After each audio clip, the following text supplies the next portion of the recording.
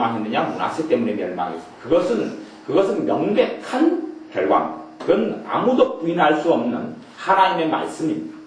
그런데 역대하는 각 그 므낫세라는 개인에 대하여 이야기합니다. 그러면서 므낫세 왕의 극악한 범죄에도 불구하고 므낫세 왕이 겸비하여 하나님께 회개하고 돌아왔을 때에 하나님께서 그를 용서하시며 회복시켜 주시며 또한 그에게 큰 축복을 베풀어 주셨다는 것이 역대하 33장의 말씀입니다.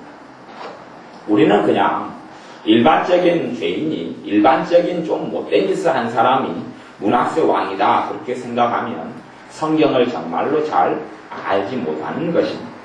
므낫세 왕의 악은 아주 심해서 그 악함은 너무나 심하고 많아서 사실은 자세히 성경을 읽지 않았는데 그 외에 므낫세 왕의 기본적인 악행이 역대하 33장 1절부터 9절까지 나와 있고 또 열왕기하 26장, 21장 같은 데도 1절부터 9절까지 악행이. 근데 악행만 해도 기본적인 악행만 열왕기하 21장 1절부터 9절, 여기 또 역대하 33장 1절부터 9절, 이게 죄악만 굉장히 많이 성경에 나와 있어요. 더 많은 부분들이 있는데 한꺼번에 나온 부분은 그렇다는 이야기입니다. 역대하 33장 2절을 보면 여호와 보시기에 악을 행하여 여호와께서 이스라엘 자손 앞에서 쫓아내신 이방 사람의 가증한 일을 본받아 그의 아버지, 그의 부친 히스기야 왕이 헐어버린 산당을 다시 세우며, 산당에서 뭐합니까? 우리나라로 이야기하면 지당 같은 거죠. 제당 같은 걸 세워서 이렇게 다른 우상을 숭배하고 또한 이스라엘 백성, 유다 백성, 이때의 유다 백성들로 하여금 악을 행하며 하나님을 떠나서 우상을 섬기게 했던 왕이 이 므낫세 왕입니다. 아세라 목상을 만들며 바알들을 위하여 단을 쌓으며 하늘의 1월 성신을 숭배하여 섬기며, 이건 므낫세는 왕이기 때문에 자기의 개인의 문제로 끝나지도 않았고, 이 므낫세 왕은 이 9절 말씀에 보면 유다와 예루살렘 거민이, 유다는 나라 이름이고요, 예루살렘은 유다라는 나라의 수도예요. 근데 우리나라 이야기는 서울이죠. 그러니까 한국과 서울을 그렇게 이야기하는 거죠. 유다와 예루살렘 거민이 므낫세의 꾀임을 받아, 누가 꾀입니까? 므낫세 왕이 꾀어버렸어요. 한 나라 전체를 자기가 왕으로서 꾀어버렸어요. 꾀어가지고 어디로 끌고 가버렸냐 하면 지옥으로 끌고 가버렸어요. 꾀어서 지옥으로 다 쳐넣어버렸어요. 그런데 단지 므낫세 왕의 문제만이 아니라 므낫세 왕은 또한 얼마나 악했냐 하면 6절에 보면 또 흰놈의 아들 골짜기에서 그 아들들을 불 가운데로 지나게 하며, 이 우상숭배 중에 극악한 우상숭배는 자기 자식을 인신제물로 바치는 이런 것이 있어요. 근데 성경에서 그러한 사람들이 있어 왔고 하나님이 대단히 진노하셔서 다 멸하셨어요. 그리고 그런 사람을 다 죽이라 했는데 므낫세가 그런 사람 가운데 하나, 자기 자식들을 불 속으로 집어넣어 버리는 거예요. 그건 몰렉제사라 그러는데, 그런 몰렉에서 오는 제사, 몰렉이라는 우상이 있어요. 몰렉이라는 마귀의 한 종류가 있는데 그걸 섬기는 사람들은 아주 대단하게 잘 섬긴다 그러면 자식을 바쳐서 죽여요. 그런 것처럼 므낫세가 그래요. 이 므낫세 왕이 얼마나 악했냐 그러면 자기 아들들을 불 속에 집어넣어 바알인지 아세라인지 우상에게 제물로 바쳐서 줘버려요. 얼마나 극악하고 악했는지 말로 다 할 수 없었어요. 또 점치며 사슬과 요술을 행하며, 점장이들 무당 하나님께서 돌로 쳐 죽이라 그랬어요. 또한 점하는 자, 또한 이 무당들과 함께하는 자 죽여라 그랬어요. 그건 하나님의 말씀이에요. 그건 변하지 않는 말씀. 그런다고 지금도 죽일 수 있느냐? 그건 아니에요. 근데 하나님 앞에서 그렇게 범죄가 된다는 이야기, 우상 숭배에 대해서는 결과를 반드시 우리가 얻게 됩니다. 우상 숭배에 대해서는 우리가 열매를 다 거두게 됩니다. 우상 숭배한 죄에 대해서는 우리가 하나님께 회개해서 내가 우상 숭배했던 죄가 용서받습니다. 그런데 내가 우상 숭배했던 죄의 얼이 있습니다. 죄에 대한 대가는 내 자손들이 고스란히 다 치릅니다. 그것이 이제 제가 므낫세 왕에 대해서 역대하만이 아니라 열왕기하 21장을 보면 그런 부분을 알 수가 있어요. 이게 참 어려운 사람이 므낫세 왕이에요. 그래서 므낫세 왕을 잘 배우면 우리가 하나님의 은혜와 사랑이 얼마나 큰지, 또한 그가 용서받았음에도 불구하고 그의 죄는 그대로 남아서 유다 나라를 결국은 멸망시켜버렸다는 것을 알 수가 있어요. 이 두 가지를 우리가 기억을 해야 합니다. 그래서 이 므낫세가 하나님 앞에 극악하게 범죄해서 하나님께서는 이 주변의 나라 중에서 가장 강대국인 아수르를 불러들입니다.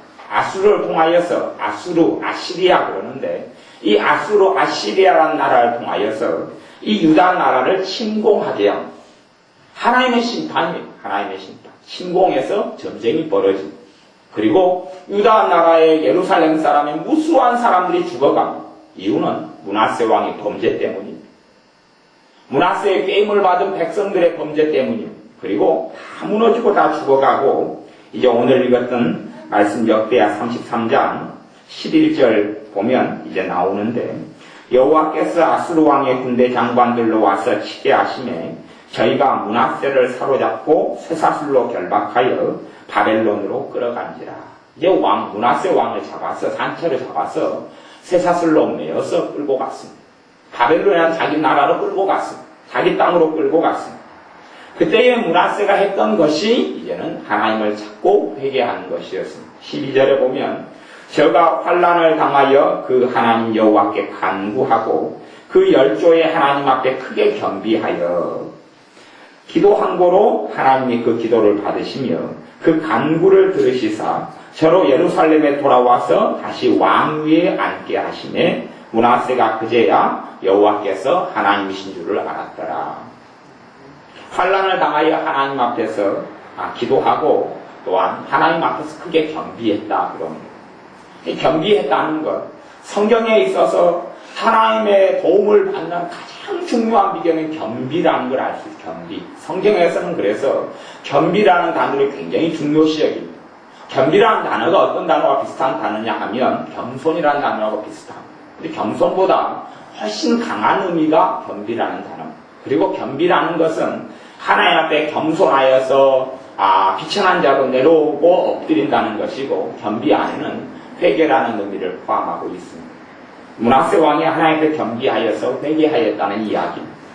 우리 성경이 66권은 없는데 외경이라든지 가경이라고 일컬어지는 곳에는 므낫세 왕의 회개 기도가 또한 기록되어 있기도 합니다. 그가 하나님 앞에 얼마나 겸비하여서 회개했는지가 기록되어 있습니다. 므낫세 왕의 범죄가 이 역대 열왕기 하에 보면 나와 있다 그랬는데 이 사람은 얼마나 극악한 일을 많이 했냐 하면 이 무죄하고 경건한 하나님의 사람들을 무수히 죽인 사람들이 므낫세 왕입니다. 그리고 성경에는 없는데 전승에 따르면 이사야 선지자를 죽인 사람이 므낫세 왕입니다. 이사야 선지자를 그냥 죽인 게 아니라 톱으로 썰어 죽였습니다. 그러니까 목을 톱으로 썰어서 죽임당한 사람 사건이 히브리서 11장에 나왔는데 그 사람이 이사야 선지자입니다. 그 사람을 죽인 시대의 전승에 의하면 그 왕이 므낫세 왕입니다. 하나님의 거룩한 사람들을 무수히 죽였고 선지자들을 무수히 죽인 사람이 므낫세 왕입니다. 그것이 성경에 나와 있는데 제가 이 열왕기하 21장을 제가 한번 읽어보겠습니다. 열왕기하 21장 16절에 보면 21장 16절을 제가 읽어보겠습니다. 므낫세가 여호와 보시기에 악을 행하여 유다로 범죄하게 한 그제 외에 또 무죄한 자의 피를 심히 많이 흘려 예루살렘이 이 가에서 저 가까지 가득하게 하였다. 무죄한 자의 피를 얼마나 많이 흘리냐면 성경에서 심히 많이 흘려서 이쪽에서 저 끝까지, 이 끝에서 저 끝까지 무죄한 자는 하나님의 사람들, 의인들, 하나님을 잘 섬기는 사람들을 이야기합니다. 그러니까 죄가 전혀 없다 이런 것이 아니라 다른 사람과 비교하여서 하나님 앞에서 거룩하고 올바르게 살아갔던 하나님의 사람들을 심히나 많이 죽였습니다. 그러면 우리는 그렇게 생각하죠. 어떤 사람의 말처럼 하나님 앞에 바르게 살아가면 아주 위대하고 크게 될 것이다. 그렇게 말하는 사람들도 있습니다. 근데 그건 다 거짓말입니다. 그렇게 될 경우도 있습니다. 뭐 어떤 사람이 그런 이야기를 했습니다. 하나님을 위하여서 큰 일을 계획하고 큰 일을 꿈꾸라. 하나님께 전적으로 헌신된 사람을 위하여 하나님은 정말로 놀라운 일을 행하신다. 뭐 그런 말로 사람들에게 가르치기도 했습니다만 그건 성경의 가르침하고는 틀립니다. 그런 생각과 깨달음이 이 무디라는 목사님에게 아마 있었던 것 같은데 사실 그것까지는 다 옳지는 않습니다. 왜냐하면 정말로 헌신되고 정말로 주님을 잘 섬겼던 사람이 이 므낫세 왕의 칼날 속에서 무수하게 무명인으로 쓰러지고 사라졌기 때문에 그렇습니다. 또한 주님을 믿는 이유 때문에 순교를 당했던 무수히 많은 사람들은 무명의 사람들로 그들이 주님을 잘 섬기지 못했느냐? 아니요. 너무 잘 섬긴 사람들이 많았어요. 그런데 므낫세 왕의 칼날로 다 죽습니다. 이 땅에서는 무명한 자로 살아간다 할지라도 하나님께서 보시는 유명한 자하고 이 땅에서 보는 유명한 자하고는 전혀 다른 겁니다. 이 땅에서는 전혀 가치 없고 무명한 자고 쓸모없는 사람인데 하나님 보시기에는 전혀 다른 사람들도 무척이나 많이 있습니다. 그러니 사실은 우리가 다른 사람 보기에 더 낫고 더 대단하고 더 높은 자리에 앉을 때 하나님께서 나를 축복해 주신 것만은 아닙니다. 실제로 그것하고는 다릅니다. 어떤 의미에서는 므낫세 왕에게 축복은 무엇이냐? 하나님의 심판입니다. 므낫세 왕에게 축복은 전쟁입니다. 그가 전쟁이 없었을 때는 더 많은 무지한 자의 피를 흘리고 더 많은 악행을 행했습니다. 깨닫지도 못하고 알지도 못하고 회개치도 않았습니다. 하지만 징계가 오고 하나님의 심판이 왔습니다. 그리고 쇠고랑을 차이게 될 때야 므낫세 왕에게 가장 큰 축복은 쇠고랑이었습니다. 쇠고랑을 차이고 바벨론에 끌려간 다음에야 그가 노예가 되고 종이 되고 감옥 속에 갇혀진 다음에야 그것이 축복이었습니다. 왜요? 그 자리에서 모든 것을 잃어버린 자리에서 하나님께 겸비하고 회개하였기 때문에 그렇습니다. 겸비하여 하나님께 회개하고 자기의 삶을 돌이켰기 때문에 그렇습니다. 그리고 하나님께서 므낫세 왕의 기도에 응답하셔서 그를 다시금 왕위를 복권시켜 주십니다. 사실은 그런 경우가 거의 없습니다. 그런 경우가 거의 없는데 하나님께서 이 므낫세 왕의 회개를 받으시고 겸비함을 받으시고 그를 살려주신 겁니다. 그를 돌아오게 하시는 것. 성경에 이제는 그 뒤에 보면은 므낫세 왕이 하나님께 받은 회복과 축복들이 나와 있습니다. 그걸 먼저 봐보면요. 이 므낫세 왕이 돌아오게 하셔서 다시 왕위에 앉게 하시고 14절에 보면 그 후에 다윗성 각 기본 서편 골짜기 안에 외성을 쌓되 생선문 어귀까지 이르러 오배를 둘러 심히 높이 쌓고 그러면서 성 밖에 이런 큰 성들을 쌓았다는 이야기를 합니다. 성은 뭘 대비해 싸우냐 하면 전쟁을 대비하고 이웃나라를 대비해서 싸웁니다. 그러면 사실은 유다라는 나라는 이제 힘이 없는 나라입니다. 그리고 그 옆에는 강대국이 있습니다. 대제국이라는 아시리아가 있습니다. 그러면 아시리아 나라에서 이 므낫세, 자기가 포로 잡았다가 다시 돌려보내준 이 므낫세 왕이 자기 나라를 대하여 성벽을 쌓을 때 가만 놔두겠느냐 하는 이야기입니다. 가만 놔두지 않습니다. 누가 성벽을 쌓는데 가만 놔두겠어? 성벽을 쌓는다는 의미는 반란을 일으킨다는 이야기. 반란을 일으켜 모반을 이야기하고 당신 나라에 대해서 대항하여 싸우겠다는 이야기. 그러니 사실은 하나님이 축복해 주지 않으면 가능하지 않은 일입니다. 그것 때문에 한순간에 나라가 무너지고 므낫세 왕이 죽임을 당할 수가 있습니다. 그런데 하나님이 축복하시고 보호하셨기 때문에 성을 무사히 쌓을 수 있었고 군대 장관들을 각 지역마다 보냈다 그럽니다. 하나님께서 이 므낫세 왕의 남은 생애 동안에 축복하셨다는 이야기. 그리고 이제 므낫세 왕이 자기가 잘못 살아온 것을 바로잡습니다. 그것 15절부터 보면 이방신들과 여호와의 전에 우상을 제하며 이 므낫세 왕이 했던 큰 일 중에 하나는 뭐였냐 하면 하나님의 거룩한 성전, 하나님이 은혜 주시고 세운 이 예루살렘에 있는 성전들에 우상의 제단을 세웠습니다. 하나님께 예배드리는 건 아무 가치가 없고 그 자리에 우상의 제단을 세워서 마귀에게 우상 숭배하고 마귀에게 절하고 귀신들을 섬기고 우상들을 섬겼습니다. 그러니 정말로 이 므낫세 왕의 강파감이나 악함이라는 것은 말로 다 헤아릴 수 없습니다. 그런데 그것을 자기가 회개하고 돌아와서 치웁니다. 자기가 했던 죄의 흔적들을 지워갑니다. 그래서 이 모든 걸 제하고 여호와의 전을 건축한 사내와 예루살렘에 쌓은 모든 단을 다 성 밖에 던져버리고 다 과거를 치웁니다. 우리는 그렇게 생각합니다. 지난번에 공유했던 목사님 그렇게 해요. 내가 모든 죄를 다 회개해야지 하나님 나라를 축복한다는 그건 성경적으로 거짓말이에요. 그런 건 없습니다. 므낫세 왕이 자기의 죄의 흔적을 다 없애니까 하나님이 용서해 줬습니까? 아니요. 므낫세 왕은 그 쇠사슬의 메인 자리에서 자기의 죄는 그대로 유다 땅에 남아있어. 자기의 악은 유다 땅에 그대로 남아있어. 자기가 죽인 무지한 자의 수없이 많이 흘린 피가 어떻게 그 사람들 다시 살려낼 수 있습니까? 그 사람들을 어떻게 살려냅니까? 므낫세 왕을 통하여 무너진 가정이 얼마고, 또한 지옥으로 간 사람이 얼마나, 지옥으로 무수하게 많이, 수천 단위는 말도 안 되는 것이고, 수만 수십만, 그리고 므낫세 왕을 통하여 결국은 유다 나라가 하나님의 저주를 받아서 멸망한, 이 성경에 기록되어 있습니다. 므낫세는 하나님의 용서를 받고 잘 살다가 죽습니다. 그리고 그 다음에 므낫세 왕의 죄는 그대로 남아서 유다 땅을 멸망시켜버립니다. 그것이 하나님의 공의로우심입니다. 그렇습니다. 어떤 사람이 무당일을 많이 했습니다. 무당일을 하다가 말년이 되어서 하나님께 회개하고 돌아옵니다. 그리고 하나님을 섬깁니다. 하나님은 그 사람의 모든 죄를 용서해 줍니다. 그의 무당으로서 점치고 무당을 하고 많은 사람들을 점을 쳐서 홀겨서 지옥으로 다 쏟아 넣어버린 죄를 주님이 용서해 줍니다. 그런데 그 사람이 용서받고 이제는 그 사람은 구원받아 천국으로 이제 나이가 들어서 갑니다. 말년에 주님께 돌아왔으니 몇 년 안 살고 갑니다. 그러면 그 사람이 무당일을 하면서 지었던 그 죄에 대해서 역사하는 악한 영들의 역사와 죄에 대한 대가는 어떻게 되느냐? 후손들에게 그대로 흘러내려옵니다. 내가 죄를 지었는데 그것을 용서받았어. 그래서 내 개인적으로는 하나님께 용서를 받지만, 그건 개인적으로는 구원을 받지만, 그 죄에 대한 흘러온 그 죄의 어리라 그럽니다. 아담과 하와가 하나님께 범죄했습니다. 아담과 하와가 범죄에서 쫓겨났습니다. 그리고 아담과 하와는 용서받습니다. 아담과 하와는 용서받았습니다.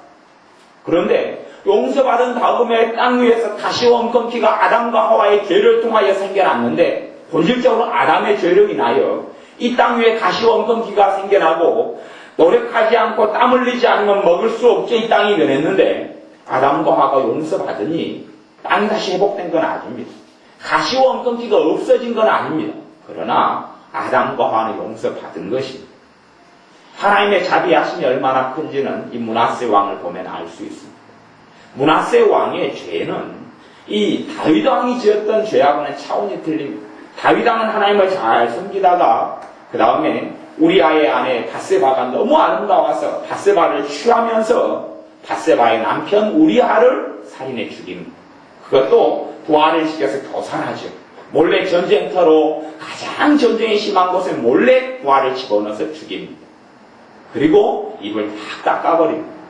그런데 그런 사람을 살인하고 또한 남의 아내를 가로채고 이런 죄하고 이런 죄가 크게 성경에 다루어져서 성경에서는 다윗의 회복에 대하여 다윗의 용서하심에 대하여 다룹니다.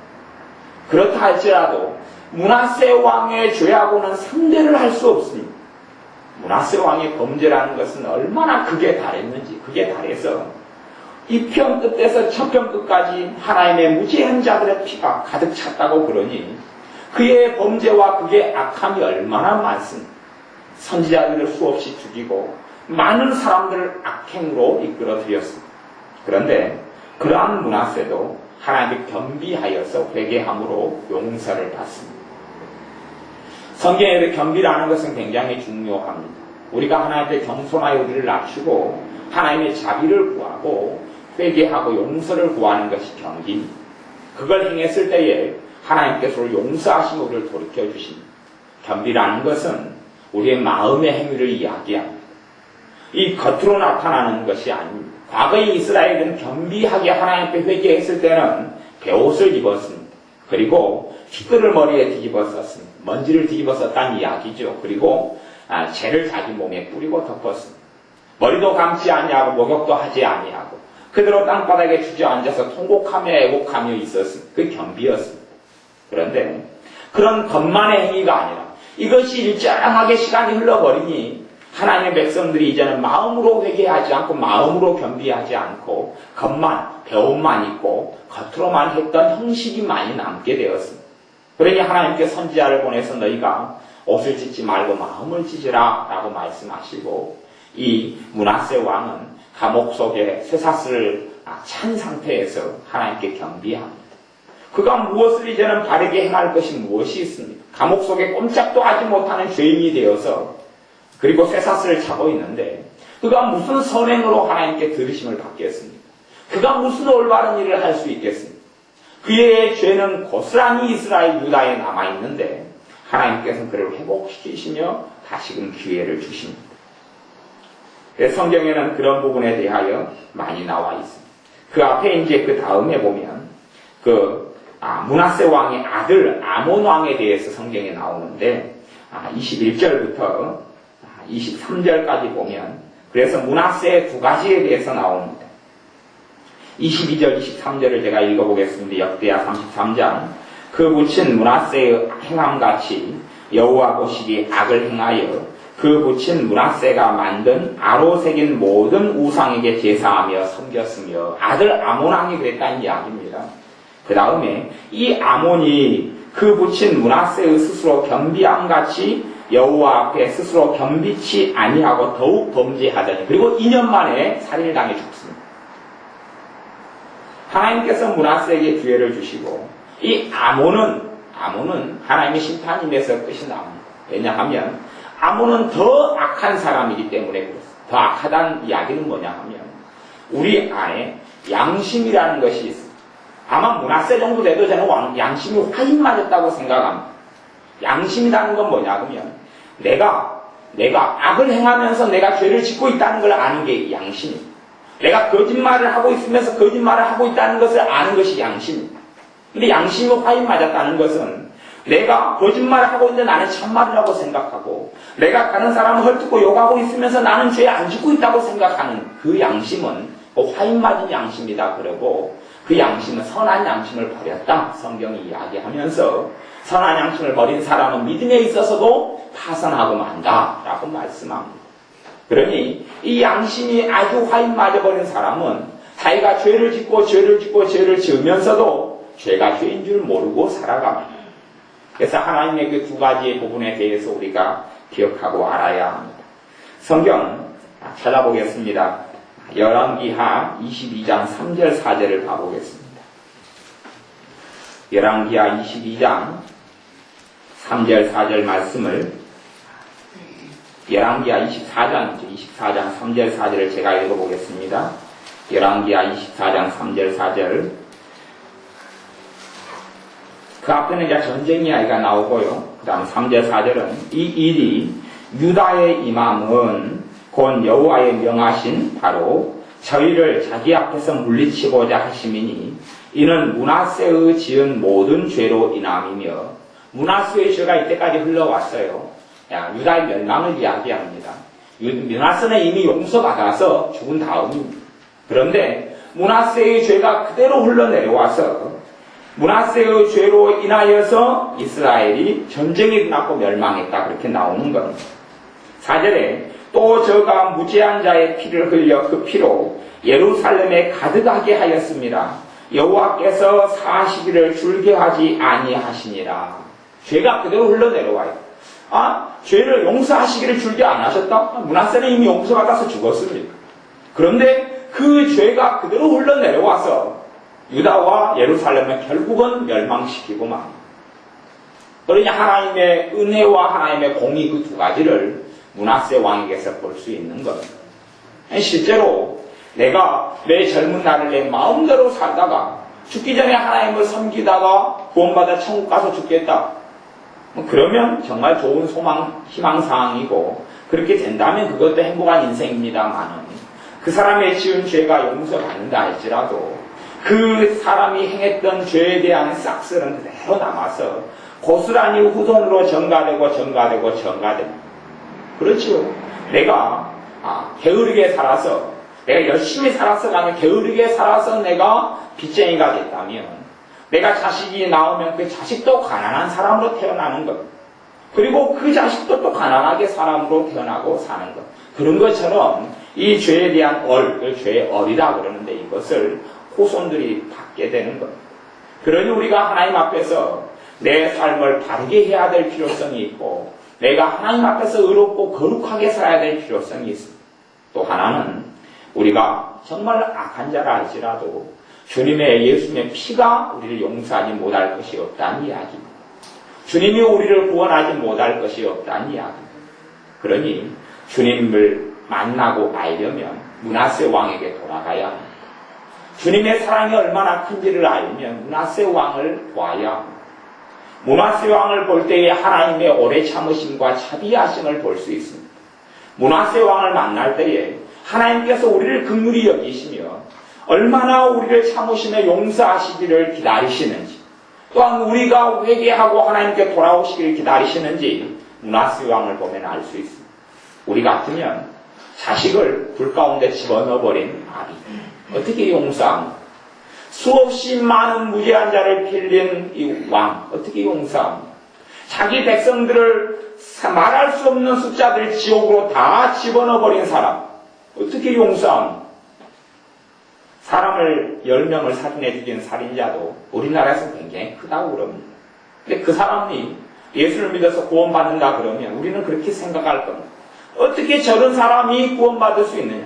어떻게 사람을 10명이나 죽인 저 사람이 하나님께 용서를 받을 수 있느냐 그럴 겁니다. 그런데 그런 사람하고 므낫세 왕후는 격이 틀립니다. 격이 틀려요. 소위 말하면 삽질하는 것하고 포크레인 하는 것하고 차이보다 더 큰 겁니다. 사람을 10명 죽이는 것하고 므낫세 왕은 상대가 안 됩니다. 우리 역사적으로 이야기하면 세계 제2차전을 일으켰던 독일의 히틀러 같은 사람들, 명령 한마디로 유태인 수백만 명을 학살하고 죽인 사람, 전쟁을 일으켜서 얼마나 많은 사람을 죽게 한 사람, 그 정도의 사람입니다. 격이 완전히 틀리죠. 그러니 히틀러는 무수하게 많은 사람을 죽여서 어떤 들이 히틀러를 지금도 영웅으로 존경하고 숭배하고 따르는 사람들도 있습니다. 그렇게 많은 사람을 죽였는데 살인마, 사람을 한 100명 죽이면 아주 희대의 악인으로 남는데 수만 명을 죽이면 악인이 아니라 영웅이 되는 모양입니다. 그런 것처럼 이 므낫세 왕은 수없이 많은 악행을 저질렀지만 회복됩니다. 우리의 삶에도 주님의 용서하심이라는 것은 우리의 행위를 보지 않고 하시는 것, 주님의 회복하심과 축복하심은 우리의 겸비함을 보고 하시는 것. 우리가 다른 사람들의 삶 속에서 내 겸비함을 드러낼 수 있습니다. 다른 사람이 악하고 어리석습니다. 그러면 참 저 사람이 왜 저리 악할 수 있을까? 왜 저리 어리석을 수 있을까? 그렇게 말하는 것은 사실 겸비함이 아닙니다. 그 사람의 죄와 어리석을 보면서 자기 자신의 모습을 발견할 수 있어야 합니다. 내 자신의 모습을 그 속에서 발견할 수 있어야지 하나님께서는 우리를 보실 때 너가 겸비하구나. 너가 내 앞에서 정말 다르구나. 우리가 아무리 사람 사이에서는 므낫세하고 우리하고는 아주 격이 틀리지만 그럼에도 불구하고 우리가 아무리 의롭고 선하게 살아간다 할지라도 내 죄에 대해서 내가 책임을 질 수 있다는 건 불가능합니다. 내 죄에 대한 대가를 내가 아무도 짊어질 수 없습니다. 내가 아무리 선하고 착하게 사는 것처럼 보여도 내 죄에 대한 대가는 지옥에 갈 수밖에 없습니다. 내 죄에 대한 대가 때문에 나는 멸망할 수밖에 없습니다. 그러니 주님의 은혜가 아니면, 주님의 십자가가 아니면 우리가 어찌 구원받습니까? 아무도 하나님 앞에 설 수 있는 사람이 없습니다. 그러니 그것을 생각하면서 우리의 삶에 대하여 하나님께 구원에 감사해야 되고, 또한 하나님의 축복을 내 어떤 행위로 받으려는 것이 아니라 주님 앞에 겸비하고 회개함으로 하나님의 은혜로 받아야 합니다. 그래서 므낫세 왕은 하나님의 은혜를 받은 사람이었습니다. 우리의 삶 속에, 여러분의 삶 속에 므낫세 왕과 같은 하나님의 은혜가 있기를 바랍니다.